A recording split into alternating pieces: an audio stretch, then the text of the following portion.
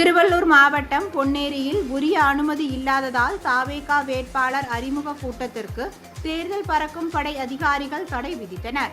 உரிய அனுமதி பெறாமல் தாவேகா வேட்பாளர் அறிமுக கூட்டம் நடைபெறுவதாக தகவல் கிடைத்ததும் தேர்தல் பறக்கும் படை அதிகாரிகள் சம்பவ இடத்திற்கு சென்று விசாரணை நடத்தி அனுமதி கடிதத்தினை கோரினர். கடிதம் அளிக்கப்படாததால் திருமண மண்டபத்தில் திரண்டிருந்த கட்சி நிர்வாகிகள் தொண்டர்களையும் மண்டபத்திலிருந்து காவல்துறை உதவியுடன் வெளியேற்றினர். இதனால் தமிழக வெற்றி கழக நிர்வாகிகள் மற்றும் காவல்துறையினருக்கு இடையே வாக்குவாதம் ஏற்பட்டது.